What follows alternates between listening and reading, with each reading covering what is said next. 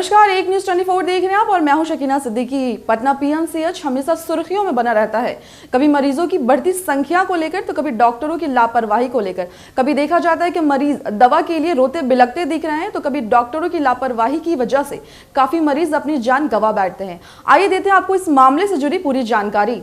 ठंड व evening OPD की सेवा शुरू होने के बाद पीएमसीएच में मरीजों की संख्या बढ़ गई है। ऐसे में डॉक्टर समय पर ओपीडी व वार्ड में आते हैं या नहीं, ये मरीजों को क्या परेशानी हो रही है, इसे जानने के लिए पीएमसीएच के अधीक्षक डॉक्टर IS ठाकुर ने शनिवार को मॉर्निंग व इवनिंग ओपीडी में औचक निरीक्षण किया है, जिसमें कुल 12 विभागों में 25 से अधिक डॉक्टर अनुपस्थित पाए गए हैं। इसमें 4 विभाग अध्यक्ष हैं, जबकि बाकी असिस्टेंट व सीनियर रेजिडेंट है। गायब डॉक्टरों पर कार्रवाई करते हुए अधीक्षक ने लिखित में स्पष्टीकरण मांगा है।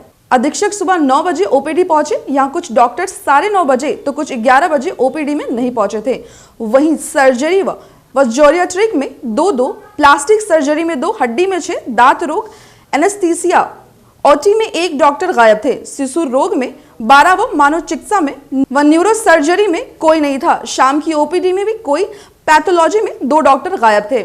ऐसे में साफ तौर पर डॉक्टर IS ठाकुर ने जवाब नहीं मिला तो कटेगी हाजिरी। 2 दिनों में मरीजों की भीड़ बढ़ गई है। ऐसे में इलाज में कोई परेशानी ना हो, इसलिए सभी सीनियर व जूनियर डॉक्टरों को ओपीडी के तय समय पर आने के लिए लिखित पत्र जारी किया गया है। कुछ ऐसे भी डॉक्टर हैं जो औचक निरीक्षण में गायब मिले हैं। गायब डॉक्टरों को 2 दिनों में जवाब देना होगा। सही जवाब नहीं मिला तो 1 दिन की हाजिरी कटेगी व कड़ी कार्रवाई की जाएगी। कड़ी कार्रवाई के साथ साथ विभाग को पत्र भी लिखा जाएगा। बिहार के सबसे बड़े अस्पताल पीएमसीएच में इलाज की व्यवस्था भले ही मुफ्त हो, लेकिन यहाँ दवाइयों को लेकर मरीजों को बड़ी रकम खर्च करनी पड़ती है। रोगियों को कर्ज लेकर बाजार से महंगी एंटीबायोटिक दवाएं खरीदनी पड़ रही है। बिहार के सबसे बड़े सरकारी अस्पताल पीएमसीएच में इलाज की व्यवस्था भले ही मुफ्त हो, लेकिन यहाँ दवाइयों के लिए मरीजों को बड़ी रकम खर्च करनी पड़ रही है। रोगियों को कर्ज लेकर बाजार से महंगी एंटीबायोटिक दवाइयां खरीदनी पड़ रही है। आलम यह है कि निःशुल्क उपचार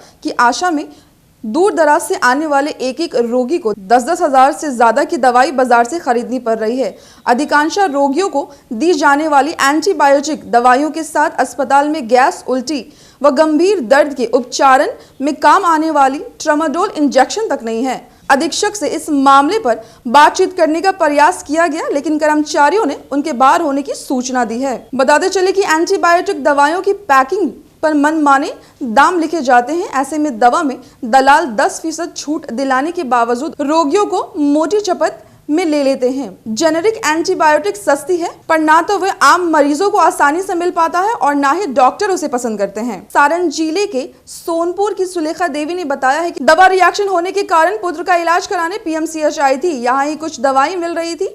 महंगी एंटीबायोटिक दवाइयां बाहर से मंगाई जा रही है। 9,000 रुपए खुद कर्ज पर लेकर आई थी, अब वे भी खत्म हो गए हैं, लेकिन अभी कुछ दिन और इलाज चल रहा है। वहीं पटना ट्रैफिक पुलिस के सिपाही अपने एक स्वजन को लेकर प्लास्टिक सर्जरी विभाग की ओपीडी में आए थे। वहां उनसे सामान्य एंटीबायोटिक दवा के साथ मल्टीविटामिन भी बाहर से मंगाई गई।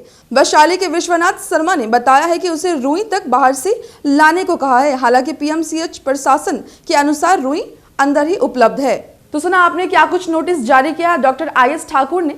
ये तो स्वास्थ्य मंत्री तेजस्वी यादव बिहार की स्वास्थ्य व्यवस्था को लेकर कहते हुए देख रहे हैं कि बिहार की स्वास्थ्य व्यवस्था पहले से काफी बेहतर हो गई है। वो रात के दौरे में कभी पीएमसीएच तो कभी NMCH का दौरा लगाते हैं, जहां पे वो मरीजों की संख्याओं और मरीजों के इलाज को मुआयना लेते हुए दिख रहे हैं। अगर आपको ये खबर अच्छी लगी हो तो चैनल को सब्सक्राइब करें और फेसबुक पेज को फॉलो करें। धन्यवाद।